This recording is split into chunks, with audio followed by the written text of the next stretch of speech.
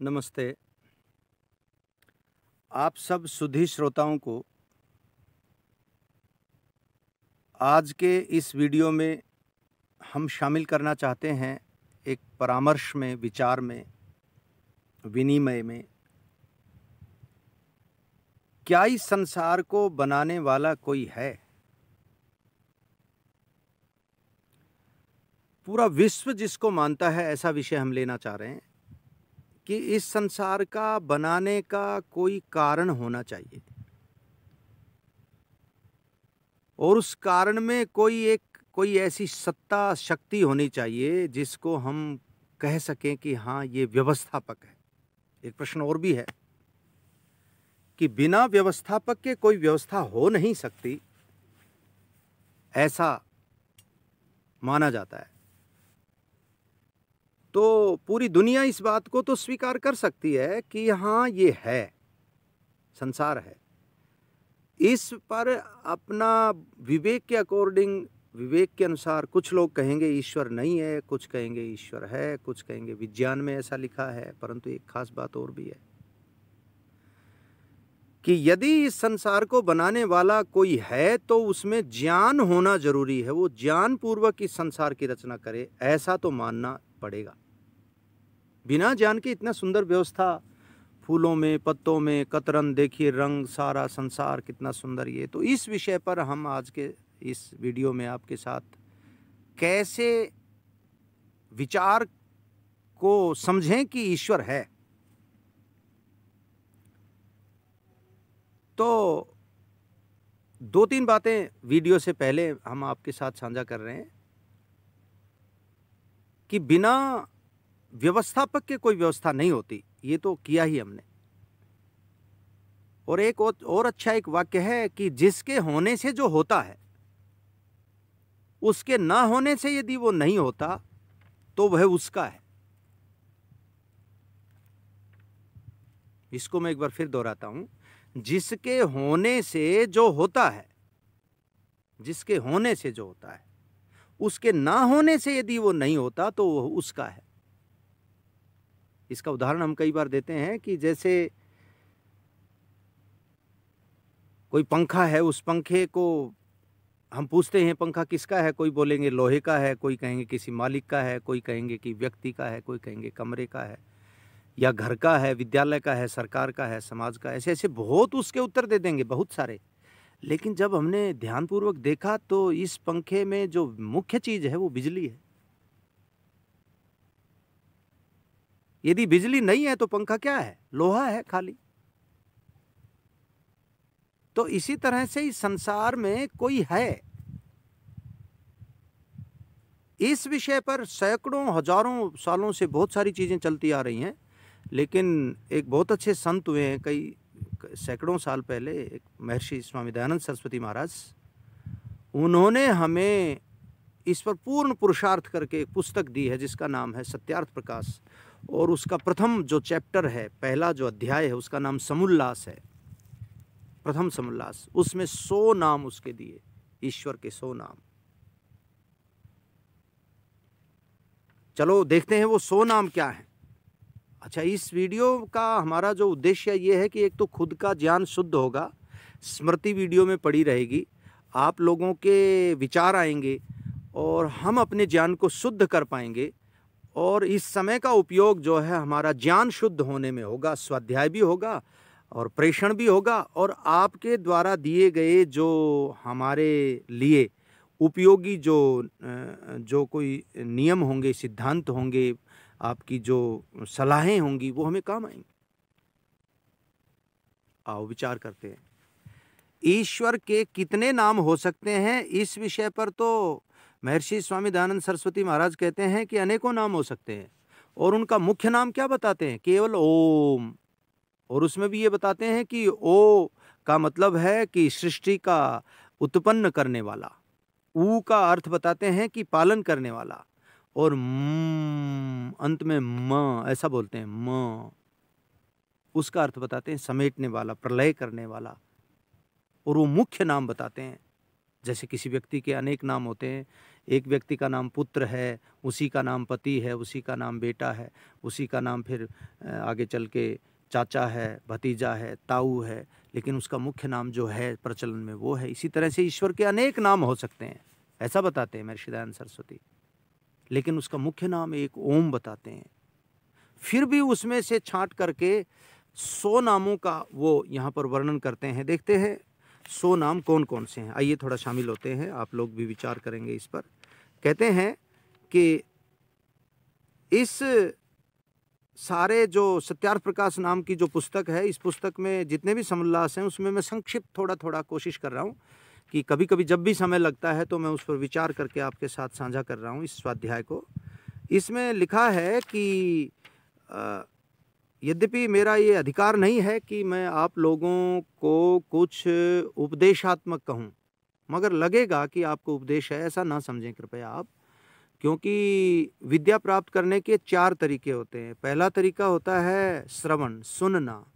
तो मैंने किसी से सुना है, ये किसी से नहीं, कई वर्षों में लगभग तो मैं यूँ कहूँ कि 30-35 साल से सुना है मैंने, इन विषयों को सुना है, खूब अच्छे से सुना है। और दूसरा फिर मनन, विचार, काफ़ी विचार किया है, क्योंकि मेरे जीवन से ये चीज़ें पता नहीं कैसे इतने गहन जुड़ गई हैं कि मैं इनको छोड़ नहीं पा रहा हूँ। कि इस संसार का कोई रचयिता है, दया होनी चाहिए हमारे अंदर, सत्य होना चाहिए, क्षमा होना चाहिए, जिसको धर्म लोग बोलते हैं। मैं उस धर्म को ऐसे मानता हूँ कि जिसमें धैर्य है, क्षमा है, मेहनत है, इंद्रियों को वश में करने का जिसमें पौरुष है, जिसमें सत्य है और जिसमें अक्रोध है, विद्या है, आदि आदि 10 बातें जिसमें है, वो धर्म मानता हूँ मैं।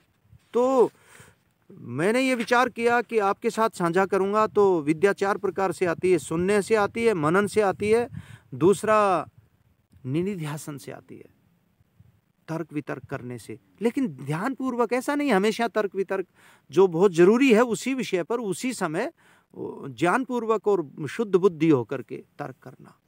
और फिर चौथा साक्षात्कार, उसको मानने से, कहने से, जब समय आए तो उसको अपने ऊपर लागू करने से विद्या आती है। तो विद्या प्राप्त करने का एक ढंग है। तो ऐसा नहीं कि आपके लिए उपदेश है, हाँ ये जरूर है कि आप इसमें मेरे लिए जरूर कुछ सिखाएंगे। इस भावना के साथ मैं बड़ी पवित्रता से आपके साथ साझा कर रहा हूँ। ओम मुख्य नाम बताया, उसके अलावा 100 नामों की व्याख्या कैसे की देखना। तो पहला नाम बताते हैं विराट, दूसरा नाम ईश्वर का बताते हैं अग्नि, ध्यान रहे ईश्वर का नाम अग्नि। तीसरा नाम बताते हैं विश्व, परमात्मा का नाम विश्व भी है। विश्व क्यों है जी? जिसमें आकाश आदि सब भूत प्रवेश कर रहे हैं अथवा जो इनमें व्याप्त होकर प्रविष्ट हो रहा है, इसलिए उस परमेश्वर का नाम विश्व है। चौथा नाम ईश्वर का बताते हैं हिरण्यगर्भ, पांचवा वायु, छठा तेजस, सातवां ईश्वर, आठवां आदित्य और आठवां नाम ईश्वर का दिया है अदिति और 9वां आदित्य, 10वां परमेश्वर का नाम दिया प्रज्ञ और 11वां प्राज्य, 12वां नाम ईश्वर का दिया इसमें मित्र, मित्र नाम भी है ईश्वर का। 13वां नाम परमेश्वर का दिया यहाँ पर वरुण, 14वां नाम दिया परमेश्वर का अर्यमा, 15वां इंद्र। इंद्र नाम क्यों? कहते हैं यदि इदी, इदी परमेश्वर्य, इस धातु से रन प्रत्यय करने से इंद्र शब्द सिद्ध हुआ। यह इंदति परमेश्वर्यमान भवती स इंद्र परमेश्वर, जो अखिल ऐश्वर्य युक्त है, इससे उस परमात्मा का नाम इंद्र है। 16वां नाम परमेश्वर का बृहस्पति, 17वां विष्णु, 18वां परमेश्वर का नाम दिया ब्रह्म, 19वां नहीं, मैं क्षमा चाहूंगा, परमेश्वर का 18वां नाम दिया उरुक्रम, अनंत पराक्रम युक्त होने से परमात्मा का नाम उरुक्रम। 19वां नाम परमेश्वर का ब्रह्म और 20वां परमेश्वर का नाम दिया सूर्य। 21वां परमेश्वर का नाम परमेश्वर नहीं, 21वां नाम दिया परमेश्वर का आत्मा और 22वां परमात्मा। यो अतीति व्यापनोति से आत्मा, जो सब जीवादि जगत में निरंतर व्यापक हो रहा है, इसलिए उस परमेश्वर का नाम आत्मा। और परश्चावसात्मा च यात्मभ्यो जीवेभ्य सूक्ष्मेभ्य परो अति सूक्ष्म स परमात्मा। 22वां परमात्मा, 23वां परमेश्वर, 24वां सविता, 25वां परमेश्वर का नाम देव, 26वां नाम कुबेर। कुबेर का मतलब जो अपनी व्याप्ति से सबका आच्छादन करे, इससे उसका नाम कुबेर। 27वां परमेश्वर का नाम पृथ्वी, हाँ पृथ्वी भी परमेश्वर का नाम है। 28वां जल, ईश्वर का नाम। 29वां नाम परमेश्वर का आकाश। 30, 31, 32 अर्थात 30वां नाम अन्न और 31वां नाम अन्नाद। 32वां नाम अत्ता अत्ता अत्ता। 33वां नाम ईश्वर का रुद्र, नहीं क्षमा चाहूँगा, 33वां नाम ईश्वर का वसु। वसु क्यों?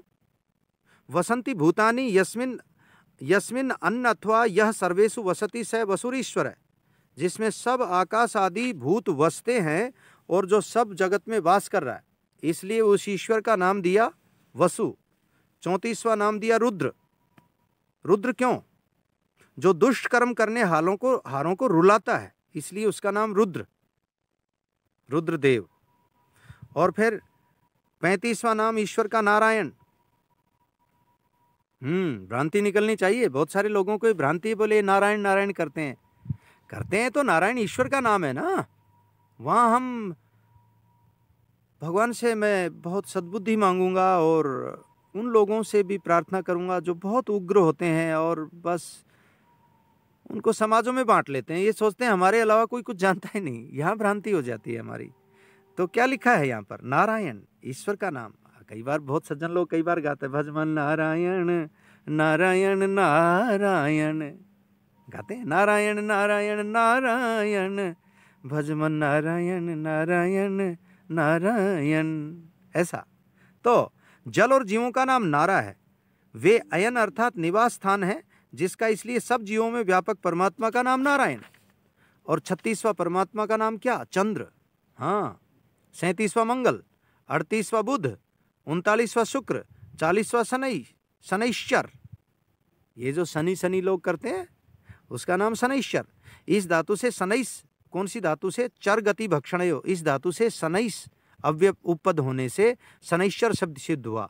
यह शनैश्चरति स शनैश्चर है, जो सब में सहज से प्राप्त धैर्यवान है, इससे उस परमेश्वर का नाम शनैश्चर।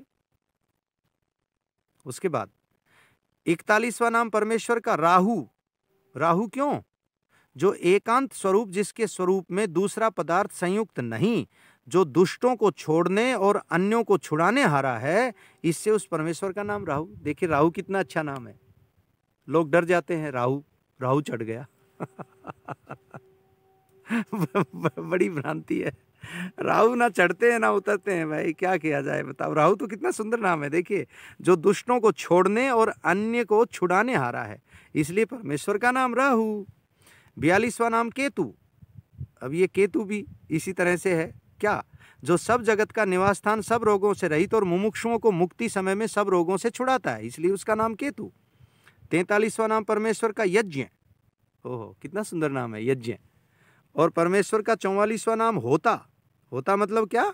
जो जीवों को देने योग्य पदार्थों का दाता और ग्रहण करने योग्यों का ग्राहक, उससे उस ईश्वर का नाम होता। और 45वां नाम ईश्वर का बंधु। बंधु का अर्थ पता है क्या है? जिसने अपने में सब लोकांतरों को नियमों से बांध करके रखे और सहोदर के समान सहायक, इसी से अपनी अपनी परिधि व नियम का उल्लंघन नहीं कर सकते। जैसे भ्राता भाइयों का सहायकारी होता है, वैसे परमेश्वर भी पृथ्वी आदि लोकों के धारण, रक्षण, सुख के देने से बंधु है। और 46वां नाम परमेश्वर का पिता। 47वां पितामह यानी दादा। 48वां प्रपिता, पड़दादा। हे दादा, हे पड़दादा, ऐसे बोले। और 39वां ईश्वर का नाम माता। हाँ, स्त्रीलिंग भी हो सकता है, माता। और फिर 50वां परमेश्वर का नाम आचार्य।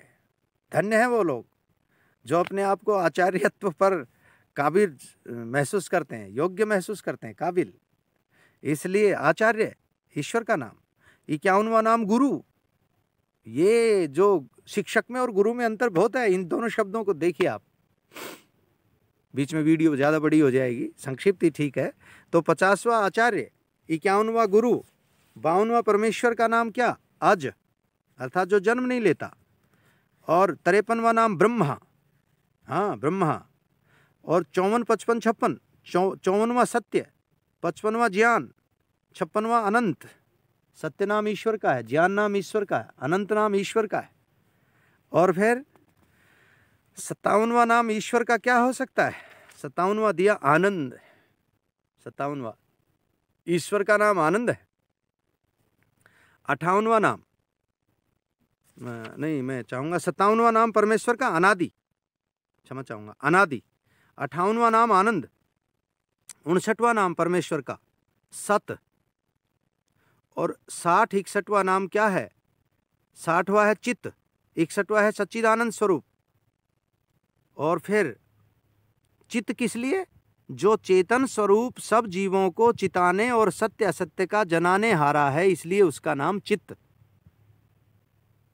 और फिर 62वां नाम परमेश्वर का शुद्ध, नहीं नित्य, 62वां नित्य, 63वां शुद्ध, 64वां बुद्ध, 65वां परमेश्वर का नाम मुक्त, 66वां नित्य शुद्ध बुद्ध मुक्त, 67वां नाम ईश्वर का निराकार। निराकार क्यों कहा ईश्वर को? जिसकी कोई आकृति नहीं है, आकार नहीं है। और फिर 68वां नाम परमेश्वर का क्या दिया? निरंजन। निरंजन मतलब जो व्यक्ति अर्थात आकृति, मलेच्छाचार, दुष्ट कामना और चक्षुर आदि इंद्रियों के विषयों के पथ से पृथक है। इससे इंद्रियों के विषयों के जो से पृथक है, इंद्रियों के विषयों से पृथक है, इसलिए निरंजन। 69वां नाम परमेश्वर का गणेश, 70वां गणपति। गणेश क्यों जी? गण संख्या ने, इस धातु से गण बना और इसके आगे ईश व पति लगने से गणेश, गणपति शब्द सिद्ध हुआ। ये प्रकृत्य आदयो जड़ा जीवाश गणयन्ते सख्यांते तेषाम ईशा स्वामी पति पालको वा। जो प्रकृति आदि जड़ और सब जीव प्रख्यात पदार्थों का स्वामी व पालन करने आ रहा है, इससे उस ईश्वर का नाम गणेश। और 71वां नाम विश्वेश्वर। 72वां नाम परमेश्वर का कूटस्थ। 73वां नाम चिति। 74वां नाम देवी। 75वां नाम ईश्वर का शक्ति। शक्ति भी परमेश्वर का नाम है। शक्ति अपने गात में रखिए, निश्चय वेद की बात में रखिए, भूल के भी प्रमाद न कर। शक्ति ईश्वर का नाम। 75वां नाम शक्ति। 76वां नाम श्री। श्री क्यों? जिसका सेवन सब जगत विद्वान और योगी जन करते हैं, उस परमात्मा का नाम श्री है। यह श्रीयते सेव्यते सर्वेण जगता विद्वद्भिश्च योगिभिश्च स श्रीरीश्वरः। श्री शब्द कैसे सिद्ध हुआ? श्रीय सेवायाम, इस धातु से श्री शब्द हुआ। श्री सेवा। 77वां नाम परमेश्वर का लक्ष्मी। ये वो लक्ष्मी नहीं है। यहाँ आकर के हमें थोड़ा सा भ्रांति, हम पता नहीं क्यों मतलब हाथ बना लेते हैं, पैर बना लेते हैं, कल्पना कर लेते हैं ऐसे था वैसे था। ये सब चीज़ें हमें ना थोड़ा मतलब बुद्धि पर जोर देने पर मजबूर करती हैं। क्या ये सब चीज़ें वाकई हमें सोचना है इसको? क्या लक्ष्मी के बारे में कैसे, लक्ष्मी शब्द कैसे सिद्ध हुआ? लक्ष्य दर्शनांकनयोः, इस धातु से लक्ष्मी शब्द सिद्ध हुआ। यो लक्षयति पश्यति अंकते चिन्हयति चराचरम जगत अथवा वैदैराप्यतैर योगिभिश्च यो लक्ष्यते स लक्ष्मी सर्वप्रियेश्वर। हिंदी समझिए। जो सब चराचर जगत को देखता है, चिन्हित करता है, दृश्य बनाता है, जैसे शरीर के नेत्र, नासिका आदि और वृक्ष के पत्र, पुष्प, फल, मूल, पृथ्वी, जल के कृष्ण, रक्त, श्वेत, मृतिका, पाषाण, चंद्र, सूर्य आदि चिन्ह बनाता तथा सब को देखता, सब शोभाओं की शोभा, और जो वेद आदि शास्त्रों व धार्मिक विद्वान योगियों का लक्ष्य अर्थात देखने योग्य है, इसलिए उस परमेश्वर का नाम लक्ष्मी है, जो देखने योग्य है। और फिर क्या कहा? 78वां ईश्वर का नाम क्या बताया? सरस्वती। ये क्यों? अब यहां भी वही सरस्वती जिसको बैठाएं हम, किस तरह से और कैसे कल्पना हम करते हैं। तो क्या इस धातु में सरस, उससे मतुप और ngीप प्रत्यय होने से सरस्वती शब्द सिद्ध हुआ। सरो विविधम ज्ञानम विद्यते यस्याम चित्तौ सा सरस्वती। जिसको विविध विज्ञान अर्थात शब्द, अर्थ, संबंध, प्रयोग का ज्ञान यथावत होवे, उससे उस परमेश्वर का नाम सरस्वती। 79वां नाम परमेश्वर का सर्वशक्तिमान। 80वां परमेश्वर का न्यायकारी। 81वां परमेश्वर का दयालु। और एक बात मैं कहा करता हूं, जो दंड देने वाला होता है, न्यायकारी होता है, वही दयालु हो सकता है। अध्यापक बच्चे को डांटता है, पीटता है, मारता है, शारीरिक और उसको आत्मिक कई बार वाणी का उसको दंड देता है, तो अध्यापक दयालु है। बहुत सारे लोगों में भ्रांति है, उसकी दया नष्ट होगी। दया नष्ट नहीं हुई, दया बनी। कितना उसका ज्ञान विकसित हुआ उससे, देखिए, दया बनी। इसलिए जो जजिज होते हैं, जस्टिस जो न्याय करते हैं, वो दयालु होते हैं, क्योंकि वो दंड देते हैं। ये चीज समझने की है, बहुत जबरदस्त बात है ये। इसलिए इसमें जब हम दर्शन पढ़ेंगे, जब हम गौतम ऋषि का न्याय दर्शन, महर्षि मनु की मनुस्मृति, और जब हम अपना पतंजलि का योग दर्शन, तब हमें कई बातें स्पष्ट हो जाएंगी। ज्ञान को शुद्ध करते रहें, भगवान से रोज प्रार्थना करें, हमारा ज्ञान, कर्म, उपासना, हे प्रभु नित्य शुद्ध हो। थोड़ा जीवन है, बहुत तेज गति से चल रहा है। कितने हजार दिनों का जीवन है, बस कुछ हजार तो गए, दिन दिन दिन दिन गए, थोड़े से बचे। इसलिए लिखिए, समझिए, इसमें हम साझा करते हैं आपके साथ उस परमेश्वर का नाम सरस्वती 78वां, 79वां नाम परमेश्वर का सर्वशक्तिमान, 80वां न्यायकारी, और 81वां नाम दयालु, 82वां नाम परमेश्वर का, 82वां नाम परमेश्वर का दिया अद्वैत, जो अकेला है, और 83वां नाम परमेश्वर का निर्गुण, और 84वां सगुण। अब ये दोनों कैसे हो गए जी? तो इसको ध्यान से समझें, देखें। लिखा है कि निर्गुण क्यों? यो गुणेभ्यो निर्गतः स निर्गुण ईश्वर है। जितने सत्व रज तम रूप रस स्पर्श गंध आदि जड़ के गुण, अविद्या अल्पज्यता राग द्वेष और अविद्या आदि क्लेश आदि जीव के गुण हैं, उनसे जो पृथक है, जीव में यही तो गुण है, राग द्वेष क्लेश आदि, इनसे जो रहित है, इसलिए निर्गुण है। और इनमें अशब्द स्पर्श रूप आदि गुणों से रहित होने के कारण निर्गुण। फिर अगला 84वां सगुण क्यों? जो सबका ज्ञान, सर्व सुख, पवित्रता, अनंत बल आदि गुणों से युक्त, इसलिए उसका नाम सगुण। जैसे पृथ्वी गंध आदि गुणों से सगुण है और इच्छा आदि गुणों से रहित होने के कारण निर्गुण है। पृथ्वी दोनों है ना, सगुण भी है निर्गुण भी है। सगुण क्यों है जी? पृथ्वी गंध आदि गुणों से युक्त है, इसलिए सगुण है। और पृथ्वी में अपनी कोई इच्छा नहीं है। पृथ्वी में इच्छा थोड़े ही है, इच्छा होते ही तो आत्मा हो जाएगी है?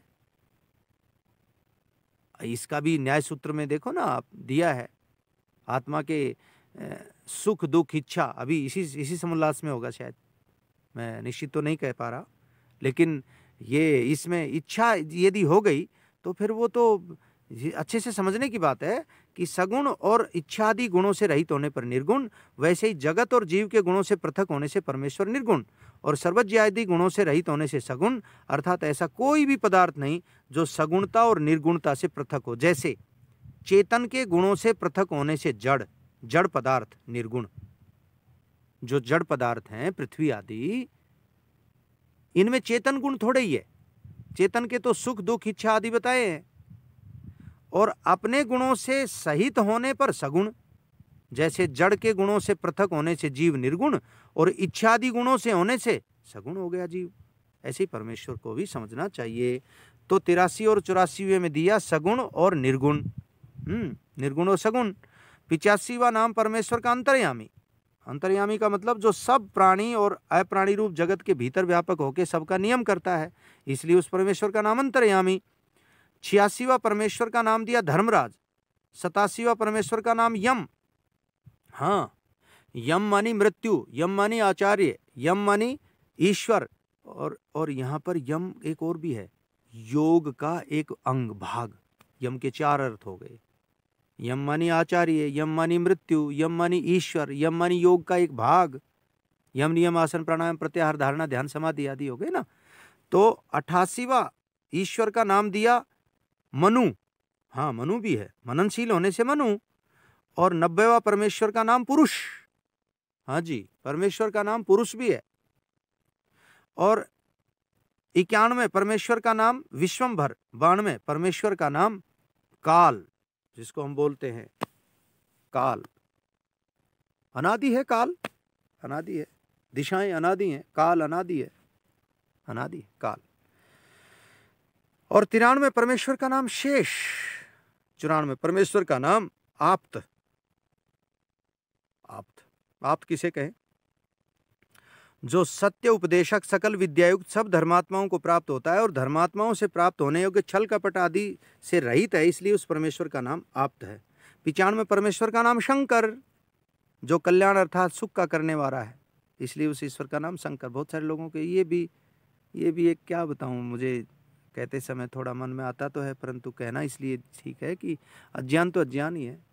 ईश्वर का नाम है शंकर, ईश्वर का नाम है शिव, ईश्वर का नाम है, अभी तो बोला नारायण, ईश्वर के नाम है, लिखा शंकर।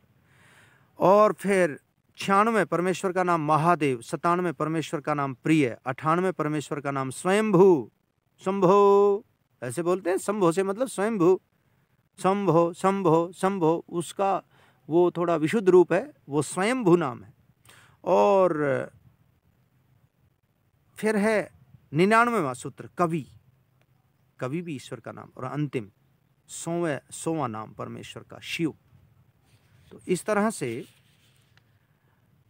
हमने परमेश्वर के 100 नामों को आपके साथ साझा किया। परमात्मा करे हमें सद्बुद्धि मिले कि हम 100 नामों को तो कम से कम जाने। हे परमेश्वर, आपकी कृपा से इस बार इस जन्म में हम सब आपके 100 नामों का स्मरण करके कृतज्ञ होते हैं। धन्य है प्रभु, आपने हमें बोलने की शक्ति, विचारने की समझ दिया, सूझबूझ दिया। हे भगवान, हम परीक्षा, हम दूसरों को जानने की बजाय समझने का प्रयास करें प्रभु। धन्य है आप लोग, इतनी देर आपने वीडियो को सुना। उम्मीद करता हूं कि इसमें यदि कुछ गलत हो तो आप हमें जरूर बताएंगे, तो अपनी बुद्धि और विवेक के अनुसार उसमें सुधार करेंगे। इतने ही शब्दों के साथ अगली वीडियो में फिर हम आपके साथ उपस्थित होंगे, किसी और अच्छे आध्यात्मिक विवेचना जिज्ञासा के साथ।